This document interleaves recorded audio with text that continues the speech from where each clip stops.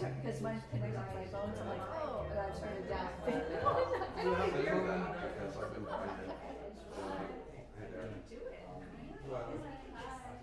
Just kind of grab a room. This is smart. Hi everyone, are you guys ready to start? Yeah. Let's start. So, who's here for the first time? Nobody's here for the first time, so I don't really have a lot to explain. A couple of things though, a couple of things. So our artist for the month is Mimi Wong. You're going to hear from her. And so this painting is not for sale. So don't want that one. You want it. Don't want that one. I mean, maybe if you offer 6 figures for it, I don't know what she would do. Come on, Mimi. Everything has a price. I don't know. But everything else is for sale. Of course, we don't take a commission, so all the money goes to the artist. And she brought some small pieces, $150 But each. not this time, I'm giving I know, that's the what I was getting to.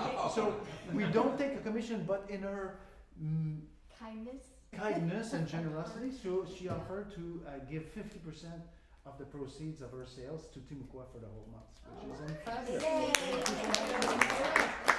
Thank you so much. So aside from that, well, I didn't put my ads on because, you know, I don't do that for art and wellness because I'm not trying to sell anything or anything like that. But I want to thank our sponsors, and if you don't know who they are, come see me after. And then also, I just want to let you know what's going on this month. So this month is World Music Month. And for example, on Friday, we have Flamenco Danza. So she is actually from Britain, but she studied in Spain and she lived in the Netherlands. Anyways, she lived everywhere and she's very good. That's the dancer. And then the guitarist was born in Brazil. So you know, a guitarist born in Brazil is going to be good to begin with. But he trained in Finland. And because there's a famous flamenco teacher there, but he now lives in Spain, in Malaga. So this show that they're doing, they've done it 300 times so far. They do it at Edinburgh Fringe Festival every year, and they've played all over the world with it. So that's a pretty cool thing. It's gonna sell out, so hurry up if you want seats, and tell your friends. And then on Saturday we have Yotam Ishe, who's a great Israeli jazz pianist, but he always incorporates music from other places and musicians from other places. So he's got, I think he's Korean, he's based there, not sure. And the percussionist, I'm not sure where he's from either. I think he's from South America, from Colombia, I'm not sure. But anyways, his band is from the world, his music is from the world, and he's a great, great musician. He lives in Brooklyn. They're on tour right now, and we're catching them on Saturday right here. So if you want to see that and tell your friends about it, that would be fabulous. So we have a great distinguished panel today, but I don't need to introduce any of them because you're going to do that. All right, I'm going to go do my job over there. And we have some interns here. How about that? We have Nicole, Lane, and Maynard. Thank you for coming. And yeah. And Benoit may pop in. I may pop in because, you know, I'm old, so I know I'm aging. No, I'm going to be there. He knows a little bit about art. Yeah, a little bit. Well, thank you everybody for being here. This is the second time we will be meeting for this new program in our Art and Wellness series called Timucua Talks. We really want to provide a safe space for people to come and talk about issues that are affecting all of us. And we want to do it in a respectful way. So next month we'll be doing cathartic healing through creation as our topic. And we'll be talking about PTSD and how to deal with that in regards to pulse remembrance. And then also we have a play coming up next month that has to do with PTSD for veterans. So be on the lookout for information about that. But again, I thank you for being here. My name's Leah Nash. I'm the executive director here. I work with these great people, Maynard, Lane, Nicole, and of course Benoit. I have the pleasure of knowing all three of our panelists, Mimi and Terry, pretty well because Terry is our current president and Mimi is our immediate past president. And I've gotten to know Antonio through our recent talks and stuff. So they're all fabulous people who have used art to throughout their lives and continue to do so in different ways. And that's what we're here to talk about today. So I'm going to start off with some general questions. All three people have amazing stories and they are not shy. So we'll kick it off. And since this is a discussion, we really want all of you to talk too. So I have these questions, but I can throw them out if other stuff comes up, okay? Great. So let's start with Antonio. Tell us a little bit about yourself. What does art or art appreciation mean to you? Well, I studied and took a lot of notes, but I would rather improvise. Okay, So let's do it. I think art is living, and art is in everything, and art is every living being has some kind of art. Even animals have art. Yeah, absolutely. You see parrots, they talk, they sing, and you talk to them, what? And they respond to you. So they don't have intellect like humans, and they don't have ego. But I think that we do have intellect and ego because we are here to evolve. We come here to learn, and those are the tools.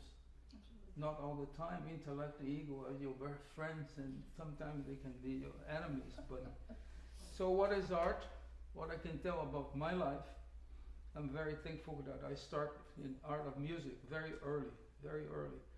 I started studying accordion when I was about 9-10 years old in Brazil. I was born in Rio, and I lived very near to the statue of Christ, the Redeemer, in the mountain. Yes, terrific place, and I had wonderful masters, and I think that I'll be short because of this art, this energy. I'm here today, and I use it every day, every day. I love that. Terry, how about you? Tell us a little bit about yourself. People might not know you. Yeah, right. And what does art or art appreciation mean to you? So I've been around in this community for more than 4 decades and been involved in a couple decades leading arts and culture fairs for Orange County. Brought SAC Theater here, started the Atlanta Theater Project, and Downtown Arts District, and Fringe Festival, and Fusion Fest. So I love bringing people together, bringing resources together, and the arts is the way that works for me, and always has. I like to say, as a kid, I liked to show off, so I went into theater, and so it's become my life. I mean, that's where I live. I live in the arts world, but I do agree with you. I think we all are, in my words, created in the image of the Creator. Mm-hmm. So we have creation and creativity as a basic part of who we are, and it's more obvious in some people than others, and some people haven't found it until much later in life. And art has also been important in my family. My kid resisted reading until visual arts, when she was asked to draw out what the story was. So it was important to her in that way. Wow. So you're kind of saying we are art, just as people. We are art. Did you say that? Kind Yes. Sort of? But when you study learning styles, mostly we're taught in the logical, rational way. Here's something you should know, and this is how you can apply it. But we learn in different ways, kinesthetically, emotionally. There's different kind of intelligences, and the arts incorporate more of those intelligences than just here's a story about this person does this and this happens this, or these notes follow this, because it engages our emotions, which is one of the main parts of who we are. So, and it's one part of how we experience and know the world.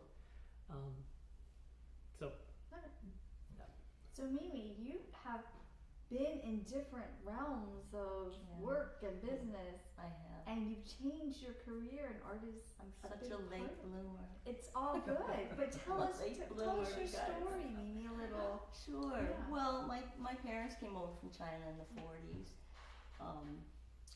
Not through Ellis Island or anything like that, but my father won a scholar. He was an intellectual and was able to get in despite the Immigration Exclusion Act. But he was a painter, as well as being a medical doctor and the first Chinese scientist ever hired by Abbott Lab and blah, blah, blah. And my mother was an MD as a woman. They both went to the Yale branch in China for their MD, very educated.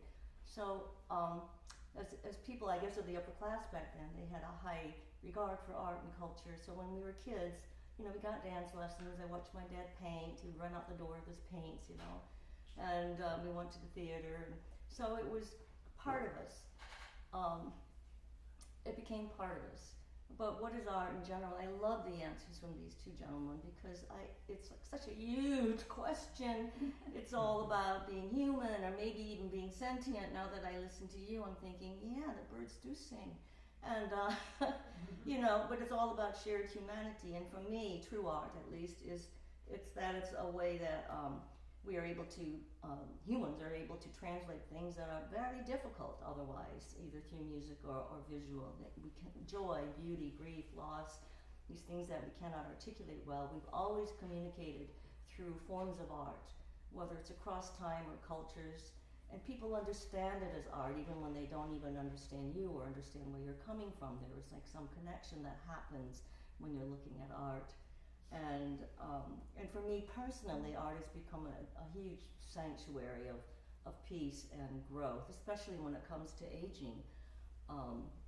Because I've had all these careers. That could take an hour, so I won't talk about it. But as a single woman in a bad marriage, kids, like I was always hustling for money. I couldn't pay any attention to my art longings. It became a place of solace, of peace, of self-expression that was incredibly important to me. And as I get older, it's now become, once you've been constrained in a corporate life, it's so incredibly freeing.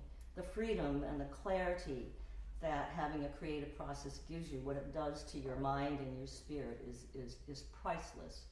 And so that's my ideas of art. But your question also, did it include art appreciation? It did. As well? Yeah. Yeah, I was thinking about that because for so many years I was just someone who liked or didn't like art. I was like a poser. I was like involved, but I didn't have my own, process. So now when I meet someone, I think, are they really an art appreciator? And it's deeper, right? When you appreciate art, it's not just about the craft or the colors, although it is a little, because you're observing it. You're saying it's red, it's this, I like it, I don't like it. But then you go a little deeper if you want to, and you say, where is it coming from? Who's the artist? Who is he or she? Where are they coming from? What are their influences? Why do they paint like this? So you dive into that a little, and then you think, what does it mean? What does the art mean? What's the idea? What feelings are arising in me? What is it causing me to like this so much? And I feel so expanded when I stand in front of it, or this song is like changing my life. It's changing me, like you've all felt like a song will change you. So that is deep art appreciation, that deeper response that you have when you experience it. Maybe what about the transition, like you were working in the corporate life, you were living that life, you were hustling, and then you retired, or like how did you? I always loved art. I always painted, at home and so forth. And I had, because I was so organized, I had goals. The minute I retired, I was going to rent an art studio, and which I did. And I hustled around because I knew there was a gap in my life, and I had put it aside for so many years, so many decades. I felt like I was just busting with ideas. And so to me, it wasn't a hard trip because I've been thinking about it for so long, really, really thinking about it. I had no idea how difficult it was when I first landed. outside of that very overscheduled life that a career can give you, to have so much space and to really own your own ideas. At the same time, you know, we're besieged, and it's a fine line between owning your ideas and being besieged by trends and the commercial marketplace, and what is everyone going to like, and what is the gallery going to like, and you know, you're constantly like, I need to paint flowers, everyone's painting flowers. And I'm painting torture, you know. And, so it's a very interesting journey. But I think my background helped, because imbued as a child, I recognized that I had artistry in me, that it was valued by people like my parents. So even though we're super Chinese American and all good at school and took piano and violin and all that kind of stuff, I became an artist. My younger sister is an artist. My brother is a violinist, a jazz violinist of some renown in New York City. And how did we all turn out like that? I don't know. I think we got that stamp as little kids. I loved what you said about the freedom that you got when you moved to a different, you know, kind of like Well, I think aging is kind of, you know, framed like it's a decline. I'm like, whoa. I don't feel like I'm declining. I got aches and pains, but I feel, right? We're on a path that's ever expanding. What's happening to Tierham? Like, for Pete's sake, you know, like how much, you know, it just rolls at you after a while, the energy, because you were giving it. And there's something very connecting and almost mystical about that. Do you feel a freedom with I do. art, Terry? I've kind of always felt free, so yes. But I have freedom to not wear a suit to an event like this, like I used to always. I like suits, but Your comedy and your acting. yeah, Very free. and so for me, aging came with retirement. Not something that I'd planned. You know, in my 30s, I didn't think at all about retirement, or you know, I just figured I'd work till ever. And then this government job came up, and it comes with retirement. So that came with freedom to respond to whatever opportunity came with me. So when I'm asked to go to Morocco for a month to film a film, I've never done that before, then okay, I'll do it. And now that film has had its world premiere at the Florida Film Festival, and it just got accepted into the Cannes Film Awards, I can go to Cannes and walk the red carpet. So exciting. So Man. And you still don't have to wear a suit. Still wear a captain. well, the dress code for the red carpet is tux, but I asked them if African formal, my dara, would be appropriate, and they said, yeah, they love formal things from other parts of the world. So, What is the movie? Can you share, please? the movie's called The Call, and it's a documentary about. Sorry, we'll go off track a little bit, but it's about the world's largest peaceful demonstration in history at the time, and successful. Basically, chased colonial Spain out of Africa. So when Europe decided that they could divide up Africa, Portugal here, Belgium here, and blah blah blah, Morocco was divided in half because it was too valuable on both the Mediterranean and Atlantic, and the top part was a French protectorate with the king still in place, but French soldiers there, and the south was colonized by Spain. In the 50s and 60s, most through revolutions or whatever, decolonization was happening, but Spain was one of the last colonial powers, and so the King of Morocco put out a call to his citizens to peacefully march into the Sahara, and 350,000 Moroccans gathered at the border in the desert. And although they'd been told that General Franco's soldiers would shoot them if they stepped over the border at the right time, they stepped over the barbed wire and no shots were fired. The soldiers packed up and Spain gave up their claim to the land. Wow. Amazing. So it's about an American, me going to Morocco to explore this and coming back to tell people. You follow the trail of those people out to the desert. Yeah. I know. It's a great movie. It is a great I know. So you now have the time and freedom to embrace those opportunities. Right. That's amazing. Antonio, looking back, what would you change in regard to your relationship to art? To art. Mhm. Come more often to Timucua. Thank you. I do live far away. I lived in Orlando, Lake Nona, then I moved to Oviedo. Then now I live in Daytona Beach, Volusia County. So I have, I practice meditation every time I go to I-4 driving. That's the art of practice, you know. You don't close your eyes. I don't- You don't close your eyes, though, do you? Not yet. I haven't gotten to that level. But you know, it is an art to drive because I learned what time I have to go to I have to go go by Sanford, back and forth. And if you go after a certain time, It's not. just learn how to meditate for a long time. Anyway, but what I would change, number one, you see what you see here. You know, you can tell my chronological age, maybe my biological age, but I think the idea of aging, it doesn't appeal to me. And this word retirement, to me, I think the best way to apply this word is when you retire to go to sleep, to put to caress your pillow. Other than that, I'm not retired. I just had to resign as one profession, one branch of what I do with Advent Health, but I continue in the practice of healthcare, volunteering, and Oh yeah. this is my my job. This is my boss. Antonio is Anyway, so player and composer. I'm not a professional music, but I did play professional in Brazil when I started when I was 17 years old. And when I was 17 years old, I not only got a job in the quintet in Brazil, but I got to date my wife. So I was 17 years old, she was 14, and Oh wow. it was this platonic.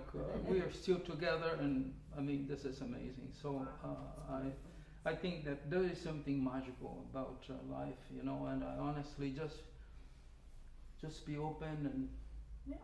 but what I would do better, study more, practice more. Practice more. Yes, and yes, and I really think that as you came here Friday, and I really felt the entire environment, the people that came with me, they all left, they were floating, you know, the Yeah. energy. They commented, you know, said, wow, it's just peace. I love that. Incredible. It connected everybody here that Absolutely. night. This praise, I told her, this is sacred. I take it serious, and this, to me, this is just a temple. Yeah. I love that. Thank you, Antonio. When I left the county, I had a rewirement party. There you go. That's awesome. I've just Yeah, rewired. Good. Yes. Good. That's a good way to look at it. How about you, Terry? Looking back, would you make any changes with your relationship with art?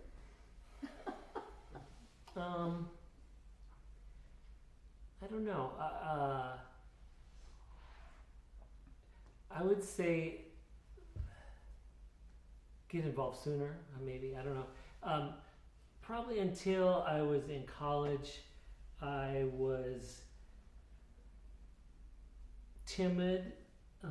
Yes. That was good. Kind of. Anyway, I think the arts helped me let myself out. Become Terry Olson. Yeah. Very nice. That's really good. How about I mean, it was also gaining my understanding of the creator of the universe loving me, Oh, and then it's beautiful. if someone didn't like who I was or what I was, that's their problem, because creator of the universe loves me. So. Oh, good advice. That's so wonderful. Mimi, how about you? Would you Well, change anything? Oh yeah, it was wild. So you know, I wasn't really an artist when I was young, and I already talked about my childhood a little bit, but as I grew, you know, past college, I went to New York, and my boyfriend was very involved with the music industry.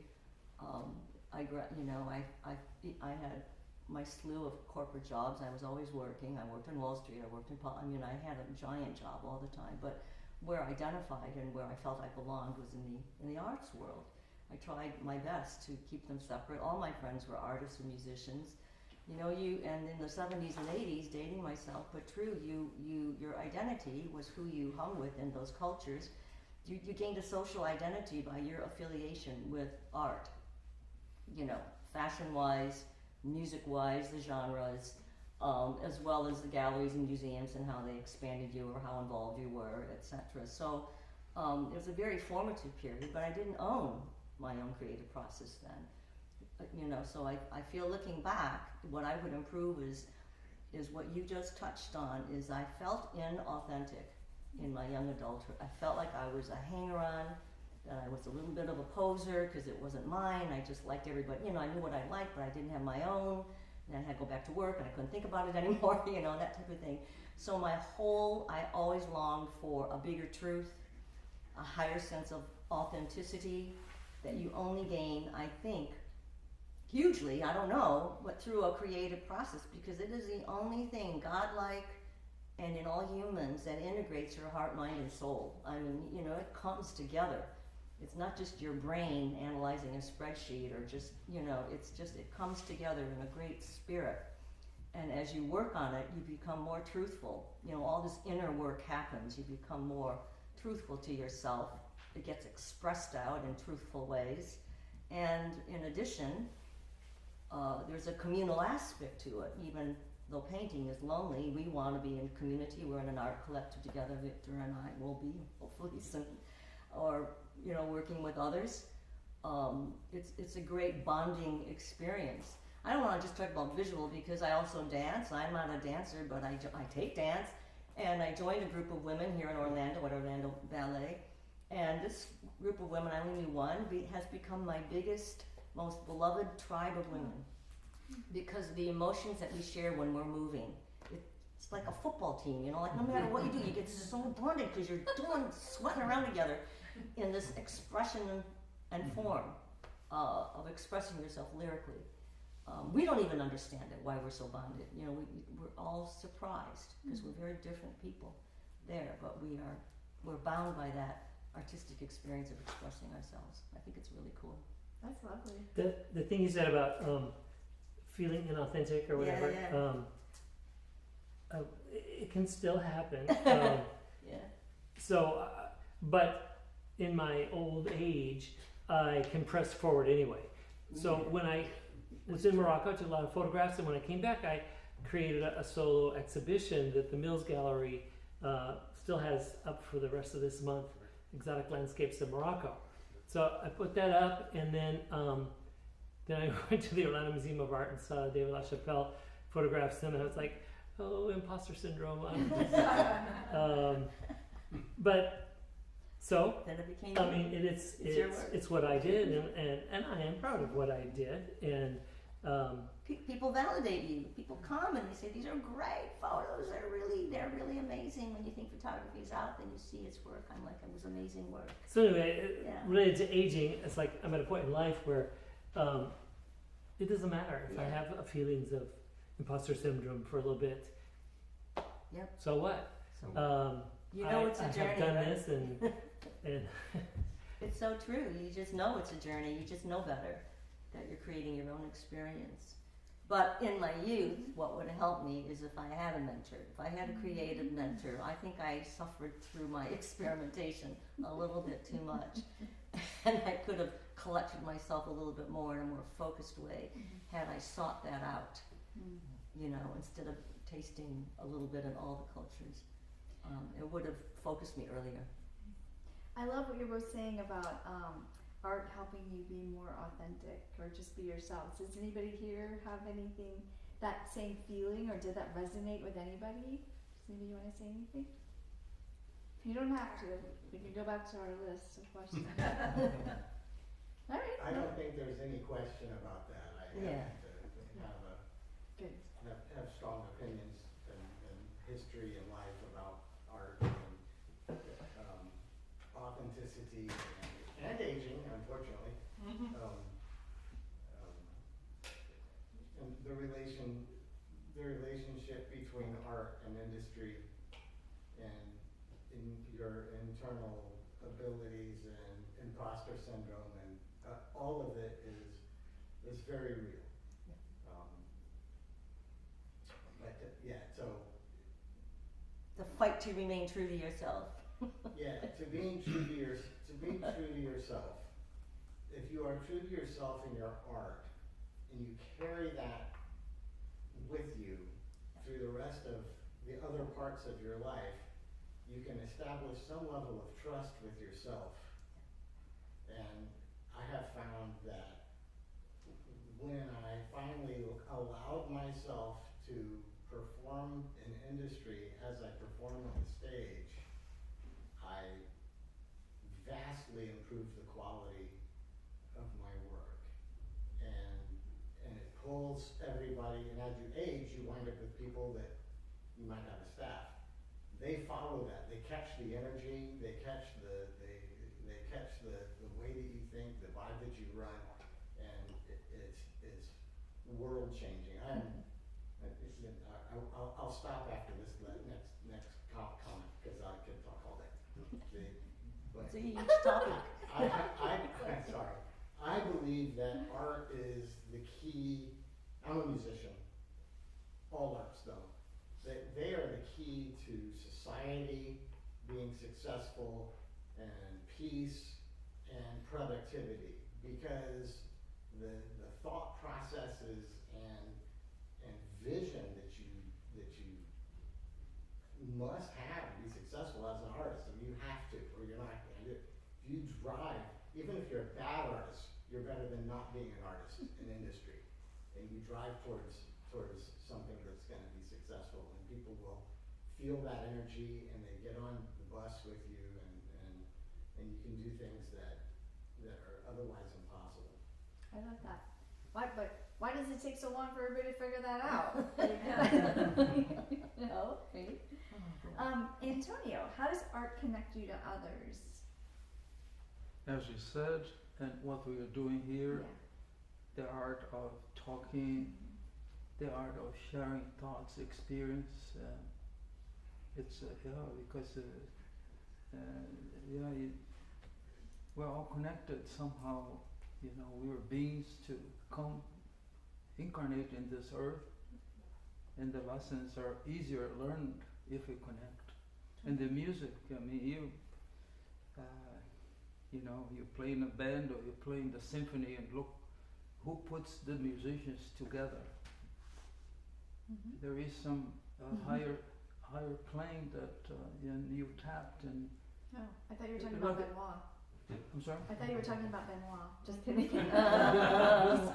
Benoit is he's Yeah. part of it. Yeah. It's the universe. So the universal energy. Yeah, and then, for instance, I play jazz. So when I sit in the piano, it's not programmed. So whatever I receive, whatever comes. That's what. It's like art in the piano, or if you're a surgeon, sometimes you read and it's like driving. Mm-hmm. You have the GPS, but sometimes this road gets blocked. You have to find a way. This happens in surgery as well. Mm-hmm. So it's the art to be present at the moment and let your spirit and tap into higher levels, and you will. I love it. Yeah. Yeah. Even if you have to learn lessons, and we learn lessons. I have, in the past 4-6 weeks, I had 2 minor surgeries, one in my head, one in my wrist. So I'm still recovering from carpal tunnel, but I'm practicing more piano now. This is my therapy. So, this is it, and and even if I can say, even if something that you don't like, and for instance, even an illness comes to you, take as a gift. There's a given, just and practice. I think I do practice. I practice spirituality, and I have a program every day. So it's like nutrition, what you sleep, what you see out there. You know, the channels you use in social, in what you hear. All this is processed. It's input, output. Happens to your organs, happens to your spirit, to your ears, to everything. Absolutely. It's art of living. I love that, art of living. You've talked about connectivity with people and putting people together. Yeah, lots of thoughts around it. Well, I, for 21 years also, I was with SAC Theater, helped form SAC Theater, which started doing audience interactive street theater at Renaissance festivals around the country, and then we were brought here to do that at Epcot Center, which is very immediate relationship with people. We're just gathering a crowd. They don't have to stay. In fact, if it's boring, they're going to walk off. And at the festival, if they're really impressed, they'll put money in your hat, because we're right there saying, if you like the show, give us some money. So there's very direct connection in that way, but also in response, in laughter that's coming. And different all art forms, there's some. I mean, in my movie, people's comments afterwards, or seeing it with a tear in their eye and saying, everyone needs to see this, or that kind of thing.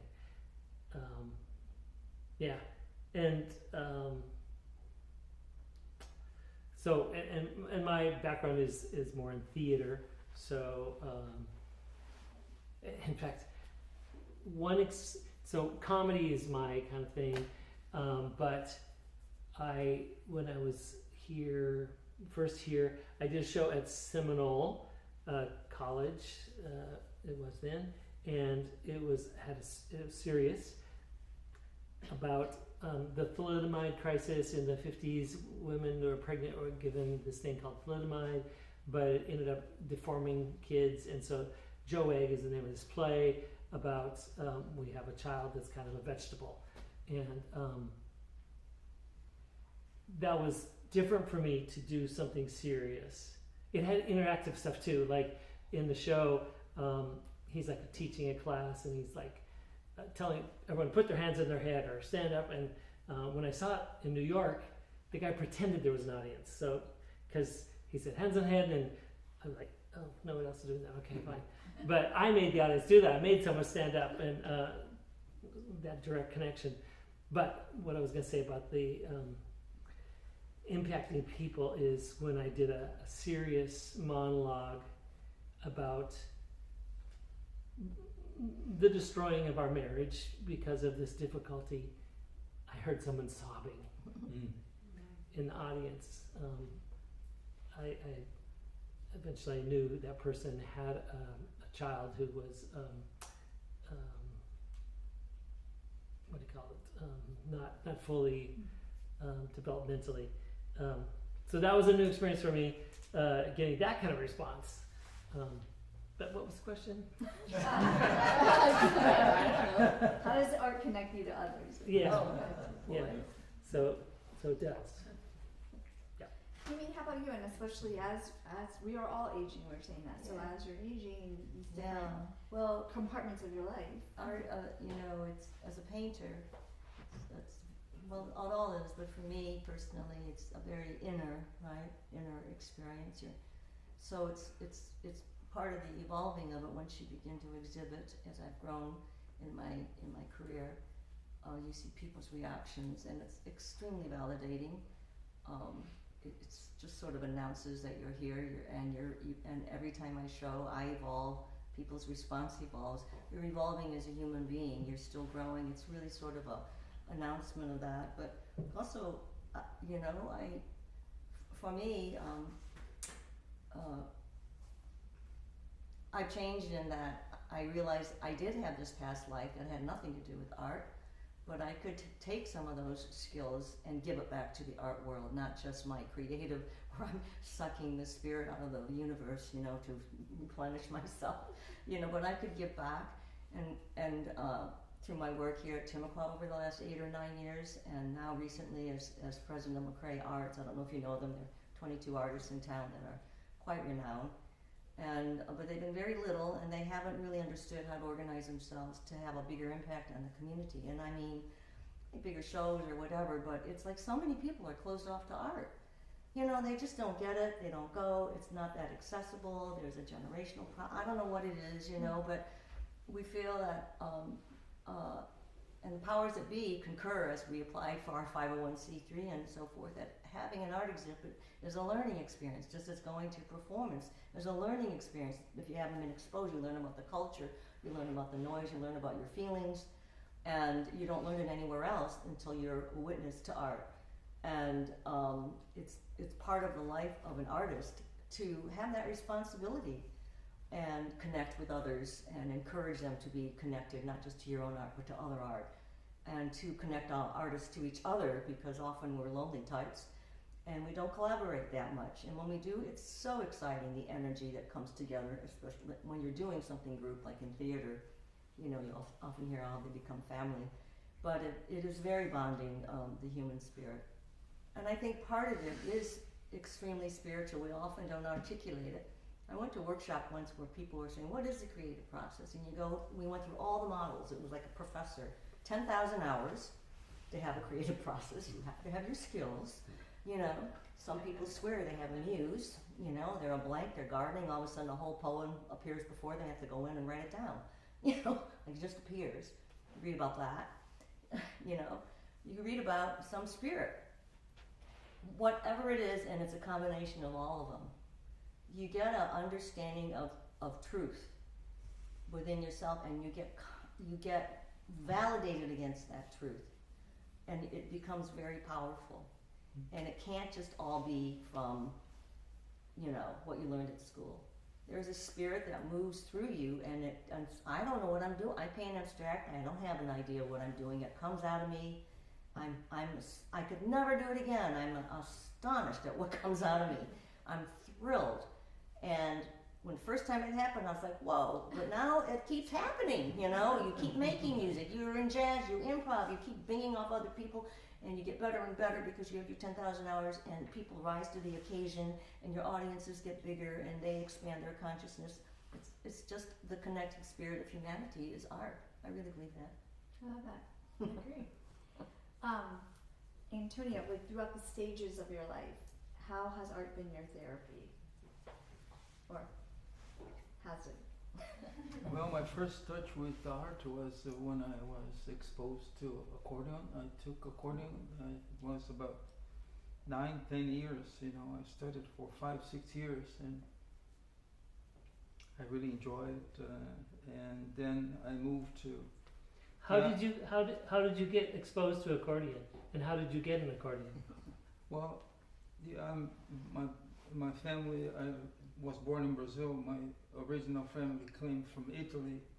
So, and my uncle gave me a Scandali accordion. So he noticed that I inclined to music. So I studied with a very excellent musician, that accordion playing real. I studied accordion, I studied theory, then I jumped to piano, and my father used to take me to classical piano with Argentinian men born in Argentina, and he would take me to class every Saturday. And then I started to lean towards jazz, you know. Yeah. I was in an adolescent year, 15, 16, 17, and we had the best musicians in Brazil.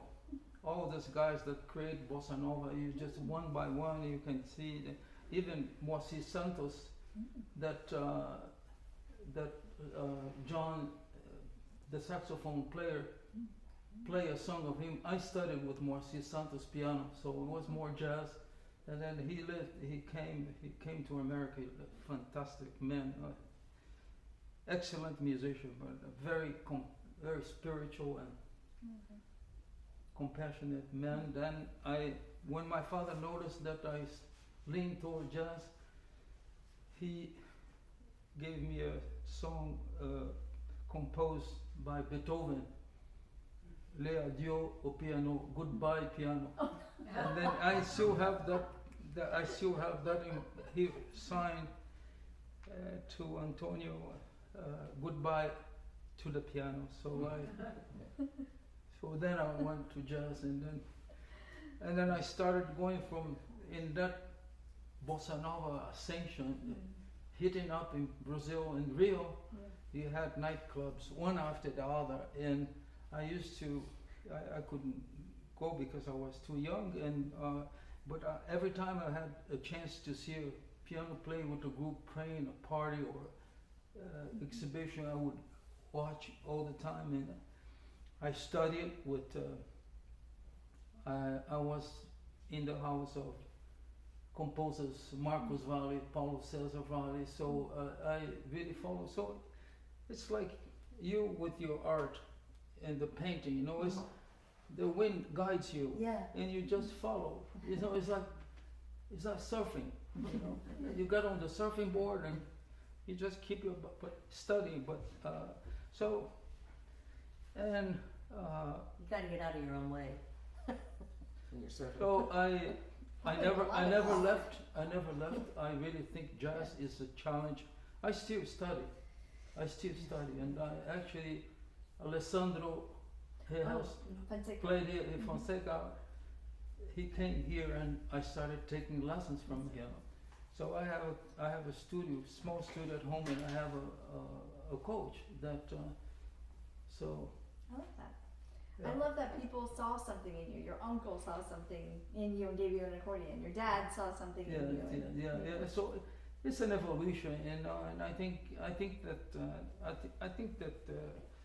to filter this energy behind is the energy that feeds us. You know, this what you say in Hindu is called prana. You know, K on chi, gi.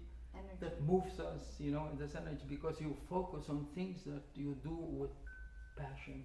Yeah. Yes, absolutely. Just give yourself and Love it. Yeah. Terry, art therapy throughout the cycles of your life?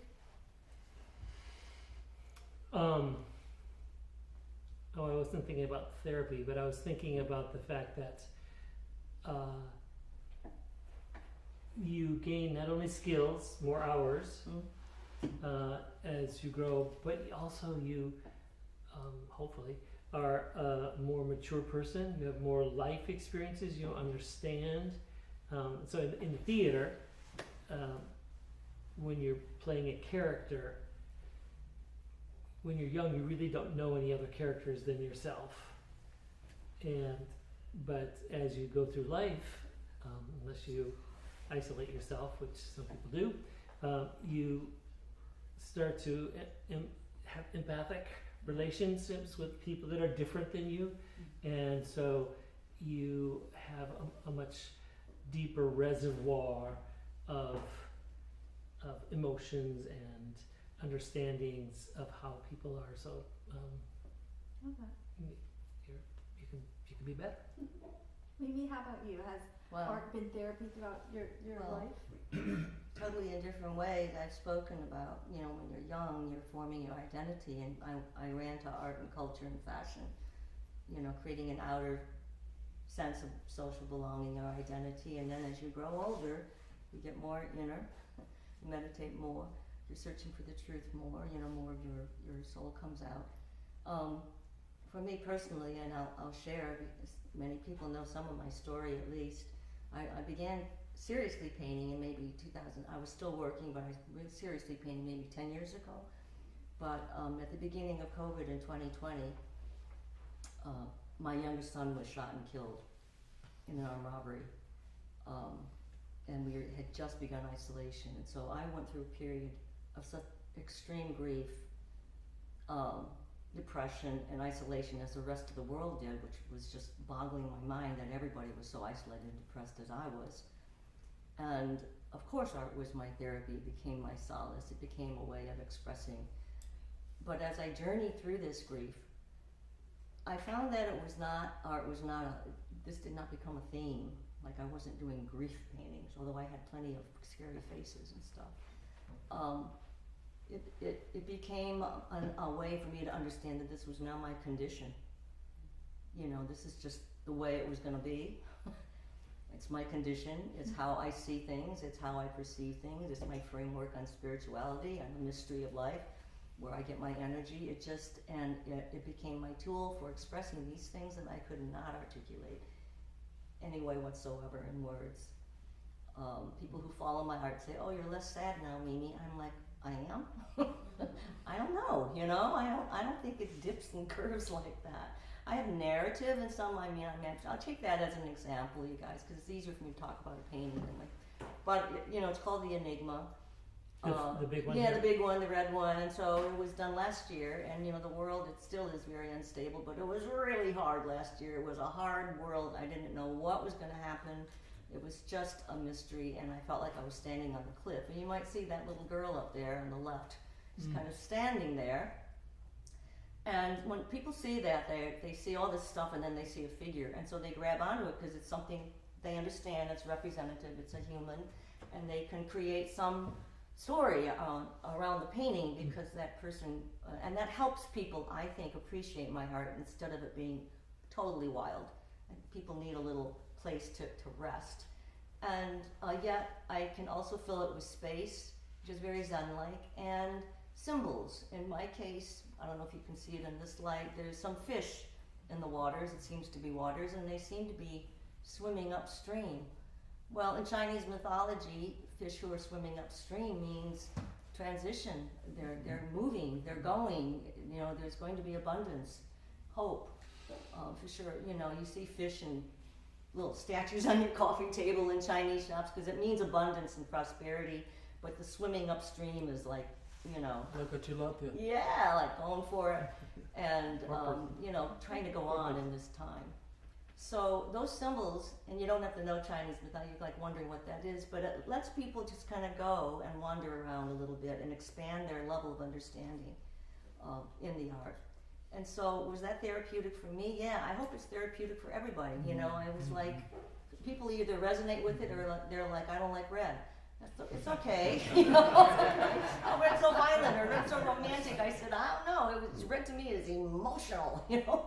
It was so emotional at that time. And what the heck was going on, you know? And yet I had a resilient idea that things were going to keep moving forward. We're going to be okay. What is the connection with the structure on the top, the blue there? There actually, you can't see from here, but that's a little bit of collage of some ancient Chinese poetry that I put there because I like to think about my ethnicity, my heredity in ways that I just didn't think about it before, you know, and so I just put some of that in there. For me, it's a window to a new world. Like to get out of this and get into the sunlight. Thank you, because it takes you back. Hopefully. The energy of colors in, say, the fire, the red, and the water, all the elements of the 5 elements of the universe. Oh, thank you for noticing that. Yeah, thank you so much, Antonio. So that kind of brings us back to when I was talking about art appreciation. I mean, once you look at the colors and the strokes, and I used a knife, and we could talk about texture, all that's so important, you know, but then you go dive into, and now you know me, and you go, oh, she brought some of her ethnicity into this, and there's some Chinese brush strokes. You know a little bit more and kind of get in there a little deeper in the symbolism. And then you see these feelings that it might evoke in you. Might not be the same as my feelings. You didn't have my experience. So what? It's still connecting, right? We connect without words. And so to me, it's so important that art speaks to our feelings. And same with song and theater. I mean, it's work and memorizing and you know, virtuosity, that's so important to us in the audience, but the ability to evoke feelings, which happens in this space because of its brilliant producer and sound system, and it just, the whole place just turns into one body of, you know, fantastic feelings. We can't express even what happens in this space when we see a good performance. That's what that's about. Thank you. It's super therapy in here. Talking about Do you want to add performance. something? Yeah, I was just going to say, well, first of all, I don't think I need to add anything about art and aging, but this evoked a lot of things with my own life experiences, which I would prefer to talk about next month, because we're going to talk about art and dealing with trauma. And art in helping with dealing with trauma. And so I think that I would prefer that. But I wonder if we can. So we've got to come back. You've all been trained. Yes, if you maybe you should. I would love to hear Antonio play. And Antonio, I don't know if that's clear to everybody. Antonio was you were an ENT and a surgeon. Yeah, I had two specialties. I work with Advent Health as a hospice doctor. I resigned in February because it was just time comes and no. But I am a ear, nose, and throat. I volunteer at Shepherd Hope in Longwood. So I was there this morning. Saw a patient, was phenomenal. But like your career, that's what it was. It was an ENT and a surgeon. Yeah. So you want to play some piano? Yeah, I felt that this. I just play there, and I'll be probably going to use this energy that is moved by what we have here, and the song is going to be "Quiet Night" or "Quiet Stars," and this is a song about the statue of Jesus in Rio de Janeiro. The statue is the height of a 13-story building. And you probably need to look at the YouTube how they constructed that. It's incredible. It's just incredible. And the statue is there, and it's on top of the mountain. It's called Corcovado because the name Corcovado means hunchback. On the mountain, the hunch they built right on the hunch part. Oh, wow. So, and this music is about relationship, and it's about a relationship between two people that love each other, but it doesn't have to be this type of love, you know. This is love. This is one love that, a type of love that we have in humans, but there is a love that is above, at a higher level.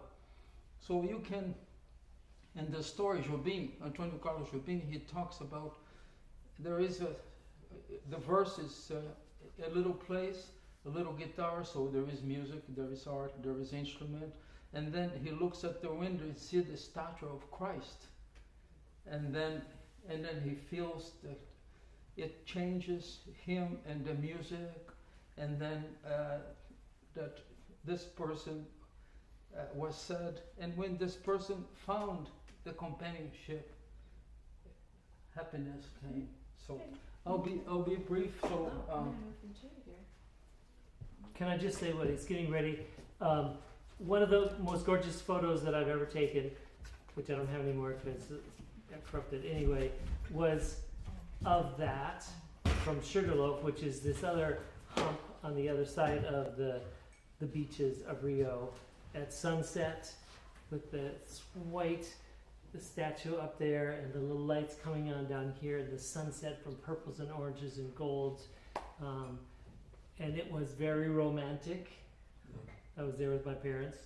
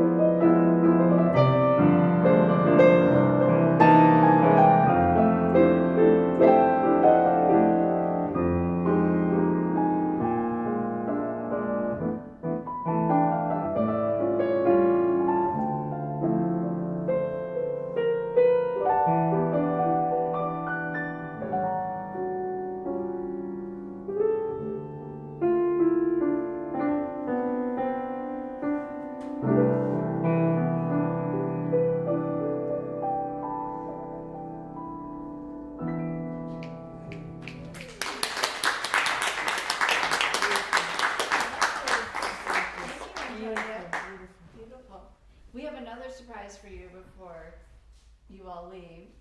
Terry's written some haikus, but if I may, just say hello to RK. RK is here, and we're actually partnering with the Central Florida Pledge on these talks because we want to offer a safe space together to talk about things. So, do you want to say a quick little thing about Central Florida Pledge? Or Say something. no, you're fine if you don't. We'll One continue. of your haikus. Oh, We'll come back in September and we'll talk about arts and peace. Thank you, RK. All right, Terry. All right. Human Rolodex. Tools for creating character. Better actor now. Timucua, I say. Others draw Timucua. Either way, cool place.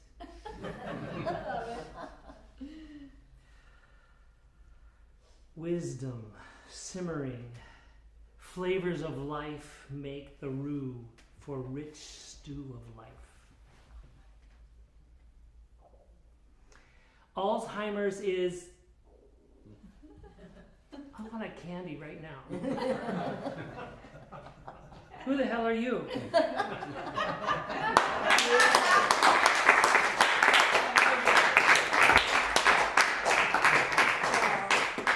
Thank you everyone for being here tonight. Did anybody have anything you wanted to say or have a question for anybody or just want to bust out with your own haiku?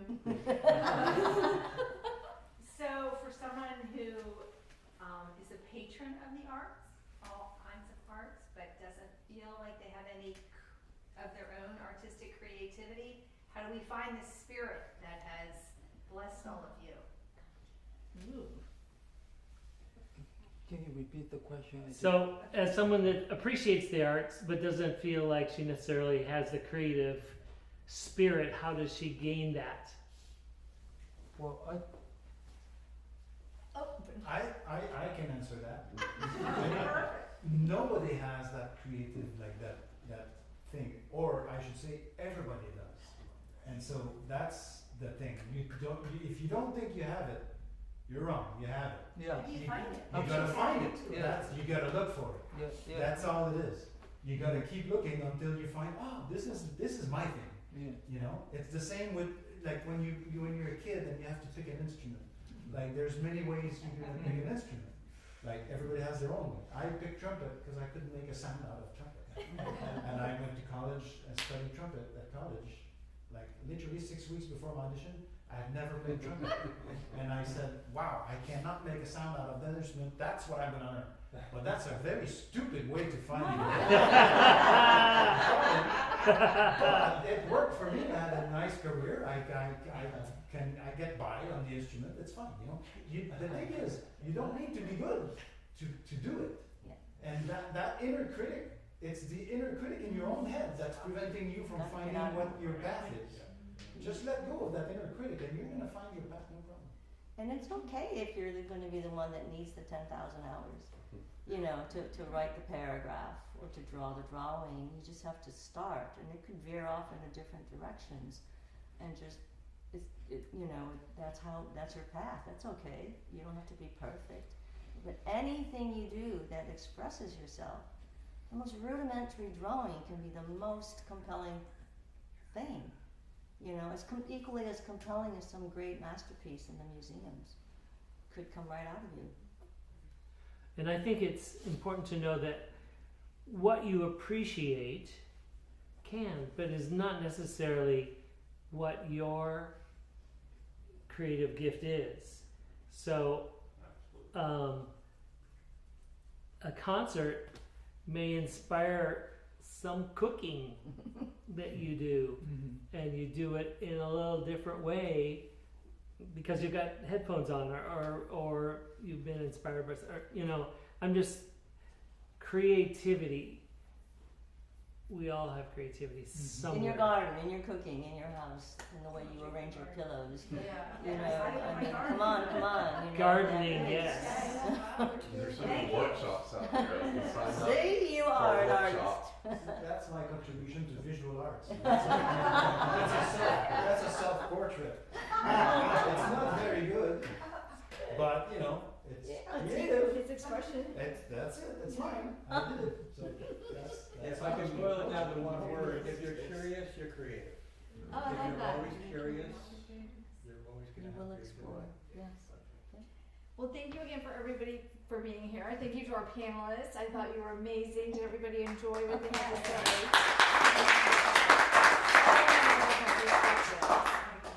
And again, we are going to be talking about PTSD next Timucua Talks, which is June 3rd. And then there'll be some plays during the month that also deals with that. And we just want this again to be a safe space for talk and discussion and anything you want to talk about. So if you have ideas, let us know. All right? One thing I want to say that I got out of this tonight, it was so beautiful, was the passion and joy that I saw from each of you as you talked about what art has given you. Yeah. It exudes from your pores. The positivity, the energy, the spirituality. It was that was wonderful to see that. Oh, And thank to you. see you light up when you talked about all of that. So beauty in yourselves. You are. Yes, I want to thank Leah for Yes, inviting me thank you. because since she called me last week, I even pick up so many books, energy book, vibrational energies, everything. I have a book with me about contentment, you know, and I learned the contentment is something that struck me, and it talks about Swiss psychiatrist Carl Jung, and I appreciate Carl Jung very much, and student of Freud. But contentment, what struck me, contentment is inside of us, not outside. To know, to be happy with what you have and not wanting more. This is an art. This is an art. Cooking is an art. Everything that humans do is art, and as what Benoit said, that's your homework. You need to go home and explore, but because you never know. Honestly, I'm not kidding. I think you'll be surprised if you really go in the core, and you'll find out. You probably have already art around you, no doubt. Thank you. You asked the question. Probably you were exploring.